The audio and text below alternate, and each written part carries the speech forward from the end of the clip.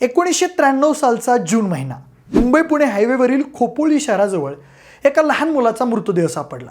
पोलिसांनी त्याचा अधिक तपास केला तेव्हा एक गोष्ट समजली की ते प्रेत होतं बंटी नावाच्या एका 1.5 वर्षीय मुलाचं, जो मागच्या काही दिवसांपूर्वी गायब झाल्याची तक्रार नोंद झाली होती. पण तशा पद्धतीनं गायब होणारा बंटी एकटाच नव्हता, तर 1990 ते 1996 या काळात पश्चिम महाराष्ट्रातून जवळपास 40च्या वरती 1 ते 5 वर्षांची लहान मुलं गायब झाली होती. पण त्या भयानक प्रकारामागं नेमकं कोण होतं, ती मुलं नेमकी कोण होती, त्यांची कुणाशी काय दुश्मनी होती, हे सगळेच प्रश्न अनुत्तरित होते. पोलिसांच्या डोक्याचा भुगा झाला होता. पण तेवढ्यात पोलिसांना गावित मायलेकींची लिंक लागली आणि राज्यातल्या आजवरच्या सगळ्यात मोठ्या आणि क्रूर हत्याकांडाचा छडा लागला. अंजनाबाई गावित, रेणुका शिंदे आणि सीमा गावित या 3 मायलेकींनी बुरट्या चोरांसाठी अनेक निष्पाप मुलामुलींना संपवलं होतं. सिरियल किलिंग हा शब्द सुद्धा थिटा पडेल असं अघोरी हत्याकांड करणाऱ्या गावित मायलेकींच्या प्रकरणाचा घेतलेला हा चित्तथरारक आढावा. नमस्कार, मी प्रथमेश आणि तुम्ही पाहताय विशेष भारी. गोष्ट सुरू होते अंजनाबाईपासून. 1973 साली अंजनाबाई तिच्या प्रियकरासोबत नाशिकहून पुण्याला पळून आली. दोघांनी लग्न केलं. अंजनाबाईचा नवरा हा अतिशय व्यसनी ड्रायव्हर होता, त्यामुळे घरात पैशा पाण्याची कायम तंगी असायची. अंजनाबाईला लहानपणापासून छोट्या मोठ्या चोऱ्या करायची सवय लागलेली. लग्नानंतरही तिची ती सवय बदलली नाही. नवऱ्यापासून तिला रेणुका नावाची एक मुलगी झाली. पुढं बायकोच्या चोऱ्यांना कंटाळून अंजनाबाईचा नवरा तिच्या मुलीला आणि तिला एकटं टाकून पळून गेला. पुढं मग जगण्याचं मुख्य काम म्हणून अंजनाबाईनं आणखी जास्त चोऱ्या माऱ्या करायला सुरुवात केली. काही काळानंतर तिने एक खोटं नाटं सांगून मोहन गावित नावाच्या एका रिटायर्ड फौजीशी लग्न केलं. त्या दोघांनाही सीमा नावाची आणखी एक मुलगी झाली. पण त्या काळातही अंजनाबाईच्या चोऱ्यांचं प्रमाण कमी झालं नाही. बायकोमुळं मोहनला रोज पोलिसांचा त्रास सहन करावा लागायचा. मग आपल्या बायकोच्या चोऱ्यांना कंटाळून मोहनसुद्धा त्या तिघींना सोडून कायमचा नाशिकला निघून गेला. त्यानं तिकडं प्रतिभा नावाच्या दुसऱ्या एका महिलेशी लग्न केलं. मोहन निघून गेल्यानंतर अंजना, रेणुका आणि सीमा आणखीनच जास्त ॲग्रेसिव्ह झाल्या. चोऱ्यांबरोबरच त्यांच्या मनात मोहनचा बदला घ्यायचाही विचार स्ट्रॉंग होत गेला. दरम्यान अंजनाबाईनं आपल्या दोन्ही मुलींना म्हणजेच रेणुका आणि सीमाला सुद्धा चोरी करण्यात ट्रेन केलं. त्यावेळी पश्चिम महाराष्ट्रातल्या यात्रा जत्रा, नामांकित मंदिरे, मोठमोठाले बाजार, सणवार यांसारख्या गर्दीच्या ठिकाणी जाऊन त्या दिवसाढवळ्या कोणाच्याही नजरेत न भरता चोऱ्या करू लागल्या. त्यांचं सॉफ्ट टार्गेट असायचं भक्तीमध्ये लीन झालेल्या महिला. त्यांच्या गळ्यातले दागिने, खांद्याला अडकवलेल्या पर्स त्या सहज उडवून न्यायच्या. त्यांचा धंदा तेजीत सुरू होता. चोरी हे त्यांचं रोजचं जणू कामच बनलं होतं. पुढे 1989 रेणुकाचं किरण शिंदे नावाच्या माणसाशी लग्न झालं. लग्नानंतर रेणुका आपले जुने धंदे बंद करेल असं सगळ्यांना वाटलं होतं. पण तिला एक मुलगा झाला तरी तिचं चोरीचं व्यसन सुटलं नाही.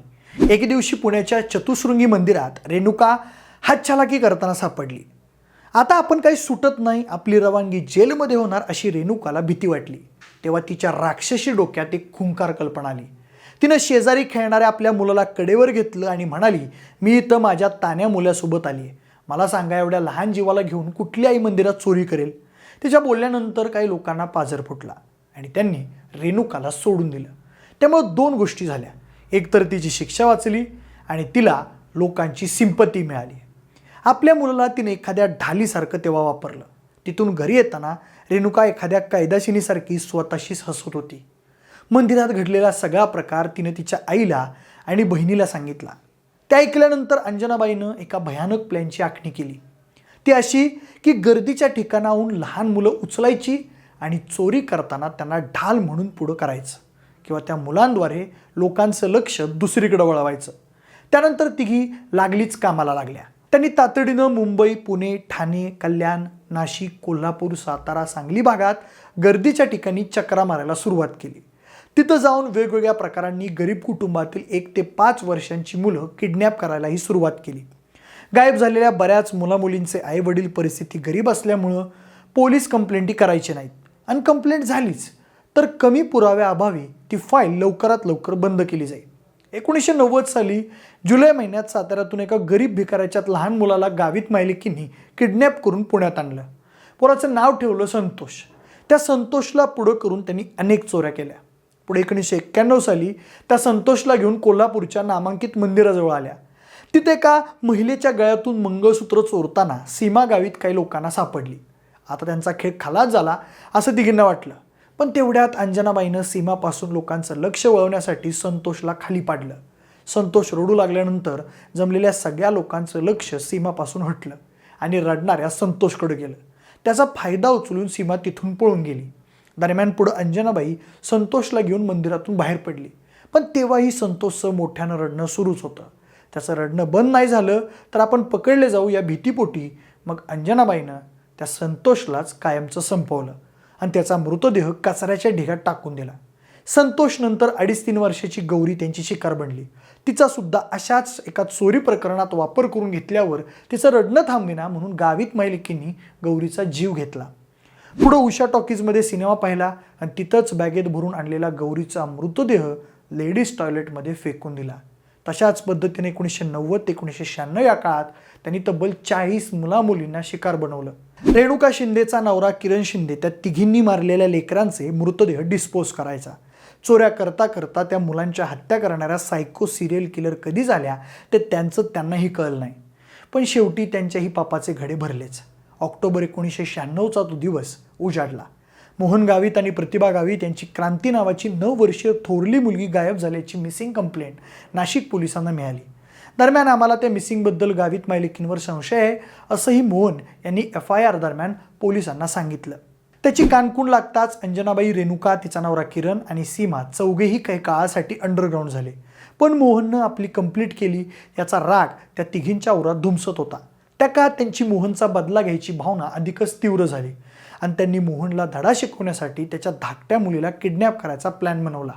ठरवल्याप्रमाणे एके दिवशी त्या रात्रीच्या नाशिक भागात घुसल्या. तेव्हा नेमकं सापा लावून बसलेल्या पोलिसांनी सगळ्यांना अटक केली. अटक केल्यानंतर त्यांच्याकडे संबंधित प्रकरणाची चौकशी सुरू केली. पण आपल्याला त्यातलं काहीच माहिती नसल्यासारखा भोळा भाबडा चेहरा त्यांनी पोलिसांसमोर केला. पण दरम्यानच्या काळात पोलिसांनी त्यांच्या घरी जाऊन घराची कसून झडती घेतली होती.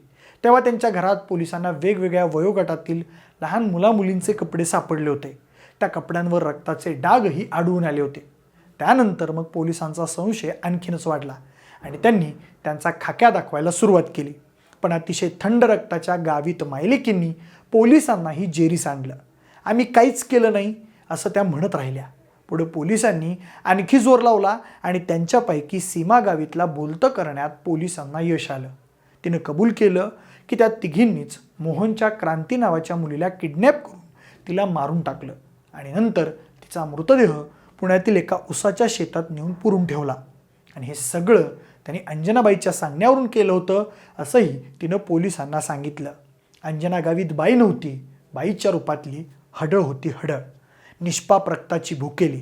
दरम्यान त्या गुन्ह्याची तर उकल झालीच, पण CIDला त्यांच्या घरात सापडलेल्या त्या वेगवेगळ्या साईजच्या कपड्यांनंतर त्यांचा क्रूरपणा तेवढ्यापुरता मर्यादित नाही याची कल्पना आली होती. मग त्यांनी गावित मायलिकींची बॅक हिस्ट्री तपासायला सुरुवात केली. CIDकडून त्या केसचा अधिक तपास सुरू असताना रेणुकाचा नवरा किरण शिंदे यानं नाशिकच्या जेलमध्ये आपल्याला माफीचा साक्षीदार व्हायचं आहे असा अर्ज पेश केला. त्या अर्जात त्यानं त्याची सासू, बायको आणि मेहुणीच्या क्रूर कर्मांचा पाडाच वाचून दाखवला. एकूण एक डिटेल्स जसं की त्या तिघींनी पोरांना कसं आणि कुठून किडनॅप केलं, चोऱ्या कुठं कुठं केल्या, खून करून त्यांच्या बॉड्या कुठं कुठं लपवल्या, अशा सगळ्या गुन्ह्यांची माहिती दिली. त्यानंतर पोलिसांनी किरणच्या सांगण्यावरून त्या प्रत्येक ठिकाणी जाऊन मुलांच्या बॉड्या, सापळे आणखी काही ठोस पुरावे गोळा केले. माफीचा साक्षीदार झाल्यामुळं कोर्टानं किरणला शिक्षा सुनावताना नरमाईची भूमिका घेतली. 1997 दरम्यान त्या तिघींविरुद्ध कोर्टात ट्रायल सुरू व्हायच्या आधीच चौकशी दरम्यान अंजनाबाई गावित हिचा मृत्यू झाला. पुढं कोर्टात ट्रायल सुरू झाली. किरण नंतर आणखी 150 साक्षीदारांचे जबाब नोंदवून घेतले. पुढं जून 2001 कोल्हापूरच्या सेशन कोर्टात हे सिद्ध झालं की गावित मायलिकींनी 30 मुलामुलींचं अपहरण आणि 6 जणांचा खून केला होता. कोर्टानं दोघींनाही फाशीची शिक्षा सुनावली. त्यावेळी उज्ज्वल निकम यांनी एक स्टेटमेंट दिलं होतं की त्या गावित मायलिकींनी किती जणांना मारलं याचा आकडा त्यांच्यासुद्धा लक्षात नाही आहे. पुढं 2004 साली रेणुका आणि सीमानं त्यांच्या वकिलांतर्फे बॉम्बे हायकोर्टात मृत्यूदंडाची शिक्षा कमी करण्यासाठी पिटिशन फाईल केलं. पण बॉम्बे हायकोर्टानं त्याला साफ नकार दिला. पुढे 2006 साली त्यांनी सुप्रीम कोर्टाचे दरवाजे ठोठावले, पण सुप्रीम कोर्टानंही त्यांची फाशीची शिक्षा कायम ठेवली. त्यानंतर गावित बहिणींनी 2008-9 साली खुद्द देशाच्या राष्ट्रपतींना आपली मृत्यूदंडाची शिक्षा कमी करून आम्हाला आजीवन कारावास देण्यात यावा म्हणून दयेचा अर्ज केला, पण राष्ट्रपतींनीही त्यांच्या क्रौर्याची परिसीमा पाहून त्यांची मागणी धुडकावून लावली. पण नंतर 18 फेब्रुवारी 2022 गावित बहिणींच्या वकिलांनी त्यांना कोर्टाकडून राष्ट्रपतीकडून अर्जाची उत्तरं लेट मिळाली, त्यामुळं त्यांना खूप मानसिक त्रास सहन करावा लागला, त्यांना कायम मृत्यूच्या भीतीत जगावं लागलं असा युक्तिवाद केला. त्याचा विचार करून बॉम्बे हायकोर्टानं त्यांची फाशीची शिक्षा कमी करून त्यांना आजीवन कारावासाची शिक्षा सुनावली. सध्या त्या जेलमध्येच आपलं जीवन व्यतीत करतायत.